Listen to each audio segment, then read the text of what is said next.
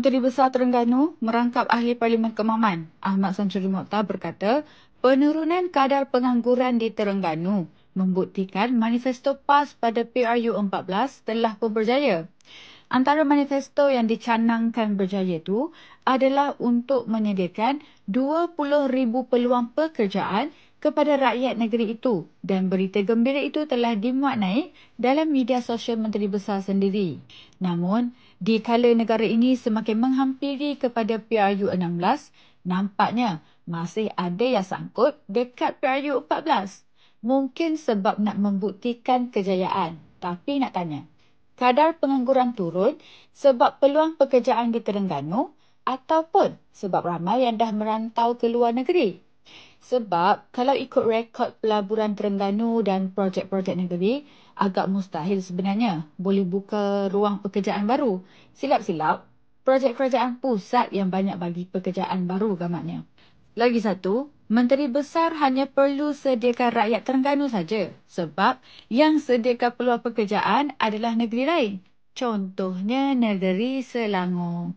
Terdahulu, Pengerusi Jawatan Kuasa Kerajaan Tempatan, Perumahan, Kesihatan dan Alam Sekitar Terengganu mengumumkan program flag off pelepasan pekerja Terengganu ke sebuah syarikat di Shah Alam, Kilang Panasonic Appliances Air Conditioning Malaysia Sendirian Berhad. Oleh itu, apabila Menteri Besar muat naik semula kejayaan bahawa Parti Pembangkang berjaya menunaikan manifesto PRU 14, rakyat secara tidak langsung ingat semula momen-momen yang kelakar tu. Perkara ini sekaligus menunjukkan kerajaan PAS Terengganu yang dipimpin oleh calon Perdana Menteri Pembangkang pun memerlukan hampir 2 penggal untuk menyelesaikan satu janji manifesto. Tak kurang juga ada yang mengejek Dr. Sam, kononnya ambil masa lama untuk menyelesaikan masalah pengangguran disebabkan buat lantikan politik. Namun, sejauh mana kebenarannya, hanya rakyat Terengganu sahaja yang tahu.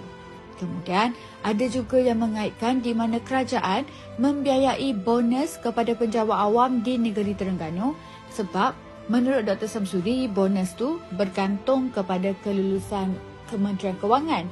Akhirnya kerajaan pusat jugalah yang bagi bonus sebanyak RM500 kepada setiap penjawat awam. Pun masih juga pembangkang duk meratip kata kerajaan tahan peruntukan kepada negeri itu. Padahal tidak pernah pun walau sekali.